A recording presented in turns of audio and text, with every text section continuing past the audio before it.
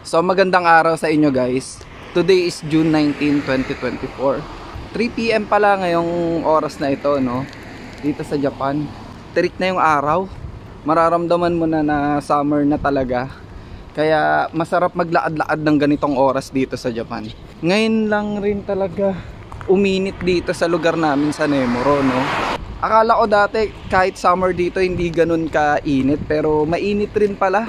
Ngayong araw na to is 24 degrees Celsius yung temperature dito sa Nemuro, no? Sulitin natin yung tag-araw dito sa Nemuro kasi itong mga nakaraang buwan kasi sobrang lamig, no? So ngayon papunta ako sa may Nemuro Park. Tawag dito, malaking park rin yun. Dito malapit sa may working place namin. And naisip ko na bago dumaan doon sa Nemuro Park, pupunta muna ako sa may 7-Eleven para bumili ng makakain kasi hapon na ako nagising, no? And medyo nagki-crave kasi ako sa pagkain sa mga convenience store. Then after that, siguro baka maghanap ako ng ramen store na malapit lang rin doon sa pupuntahan natin, no? So tara guys, samahan nyo ako ngayong araw na to.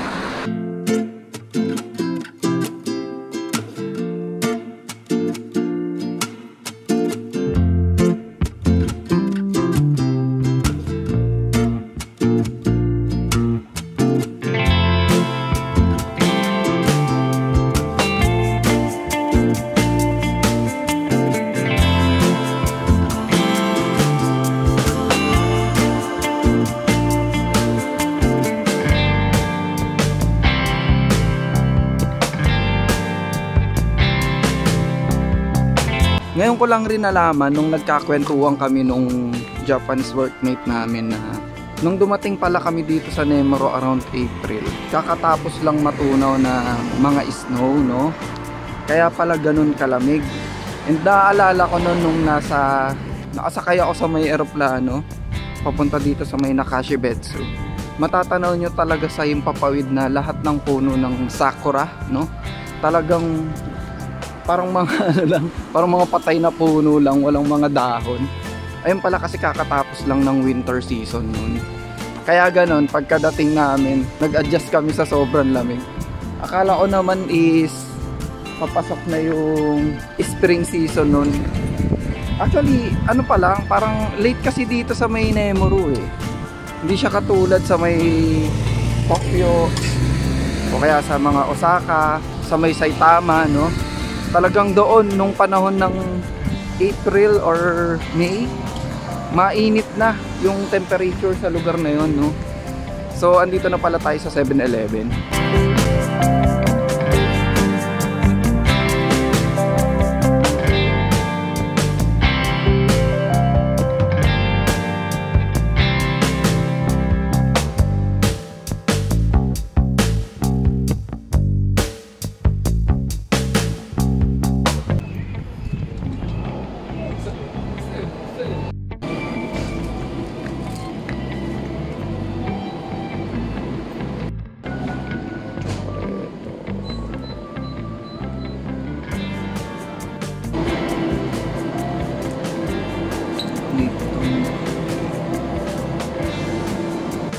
So bumili ako nitong burger na fried fish with tartar sauce dito sa may 7-Eleven. Tapos kukuha rin ako ng Lipton milk tea. Ayan. Isa kasi ito sa mga favorite ko.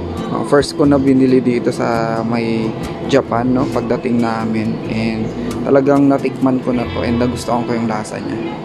Tignan niyo yung mga ice cream nila guys. May mga fruits talaga sa loob. Gusto ko sana bumili kaso malayo yung kakainan ko eh. Ayan. So pagbabayad ka, ganyan lang, ihulog mo lang yung pera, kunin mo yung resibo, tapos susuklian ka na. Ayan. Hindi mo kailangan na iabot doon sa pinaka-cashier yung pera.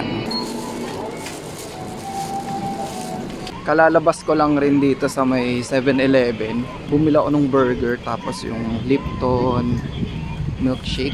Paborito ko to talaga eh. Every time na galing ako sa work, pag-uwi kami ni Mark around 11 PM, madalas dumaan kami dito para hindi na kami magluluto pagdating sa bahay. So ayun guys, hindi na ako masyado pala nag-video sa loob kasi marami kasing Nihonjin sa loob, no? Yung mga Nihonjin kasi ayaw nila na ini-include sila sa video, no? So for privacy protection lang rin nila, hindi ko na sila in-include dun sa video.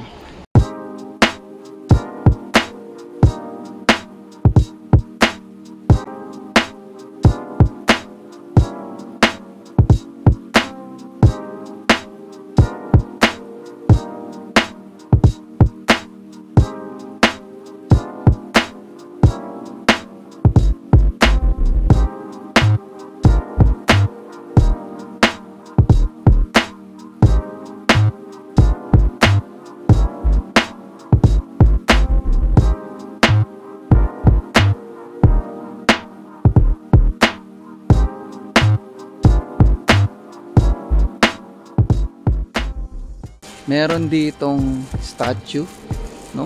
I'm not sure kung sino yan. Grabe, oh. Ganda ng nature, oh. Ganda dito, guys. Sobra. Kaso I'm not sure kung saan yung daan pababa. Tapos sa gilid nitong park, katapat naman niya is yung Nemuro Cemetery. So andito na tayo sa may Nemuro Park. Naglalakad tayo ngayon. Hinahanap ko naman yung entrance. Ayan, ito. Dito yung papasok. Wow. Tignan nyo to, guys. Oh. Ayan, oh. May pond. Ang cute. May pond, tapos may mga parang maliliit na cottages. Wow, ang ganda. Parang maganda mag-picture dito, ah. Tapos dito sa left side, yan, makikita nyo yung mga, may mga slides para sa mga bata. Ayun. So dito muna tayo sa park. Tignan natin kung ano itsura ng playground nila dito.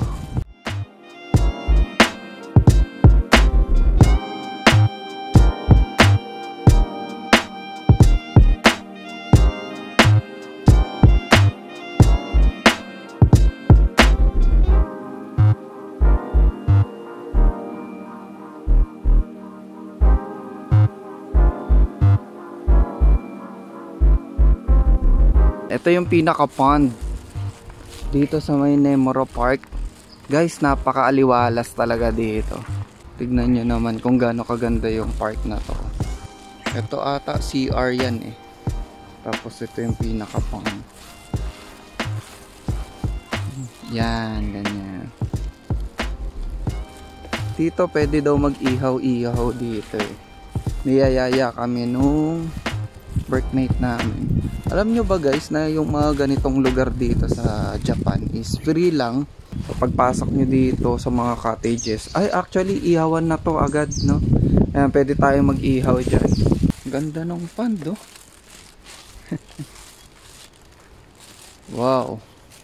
Kung nature lover ka talaga, sa totoo lang ma-appreciate mo dito sa Japan. And ayun yung isa sa mga reason kung bakit gusto ko talaga pumunta sa Japan. Dahil sa napakaganda ng nature nila dito. Galing, oh. May mga lumalangoy-langoy na, ewan ko kung anong isda yan, eh, kulay orange.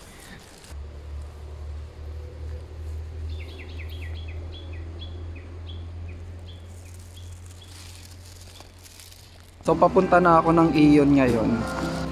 Nag-chat sa akin si Mark na ando na daw siya sa may Ion Mall. Kitain ko lang rin si Mark siguro. Namili rin ng konting grocery yun si Mark, eh. Malapit na ako sa may Ion Mall. Eh, nag-aantay na sa akin doon si Mark. Tagal ko rin palang hindi na isama ata si Mark sa vlog ko. Busy rin kasi si Mark, eh. Tsaka madalas may ginagawa siya sa bahay pagka lalabas ako. Nandito na tayo sa Ion Mall. Long time no vlog. Musta? Kanina ka pa dito? Mga ilang minuto na? 30 minutes. Kanina ka pa pala. So bumili lang rin ako ng 10 pirasong ito. Tapos itong Royal Blend Tea Latte. And itong Nescafe coffee, no? Tapos 2 pirasong tinapay pang almusal. So meron pa kasi akong mga stock doon sa bahay, kaya hindi ako bumili ng sobrang dami. Ayoko rin kasi na matambaan sa bahay dahil hindi maakain yung iba, no? So ayun, inabot siya ng 1,300 yen. Sabihin natin siguro mga 500 or 600 pesos sa atin. So paakyat na tayo dito sa Iyon. Ilabasan kasi dito sa second floor. Yan. And si Mark kanina pa siya natapos mamili. Siguro inaantay na niya ako dun sa labas. So ayun guys, hindi muna tayo pupunta dun sa may ramen shop ngayon kasi mukha kasing uulan sa labas. Hindi ko na muna pipilitin na pumunta dun.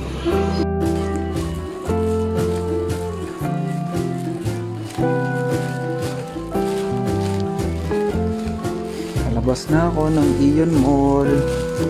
So kalalabas ko lang ng Iyon Mall, si Mark nagpaiwan dito sa Iyon kasi may ginagawa pa siya eh. Then tawag dito, si Mark dadaan ata mamaya ng Marche kasi may mga bibilin siya din na wala daw dito sa Iyon Mall. So ako maglalakad na ako pa uwi. Gumanda naman yung panahon. Paiba-iba talaga yung weather dito sa Japan, no? Pero siguro sa susunod na lang tayo mag-ramen. Kasi nakapamili na rin ako eh, no? Marami rin akong binili ngayon na pagkain para sa bahay. So ayan, tara, lakad tayo pa uwi. Let's go.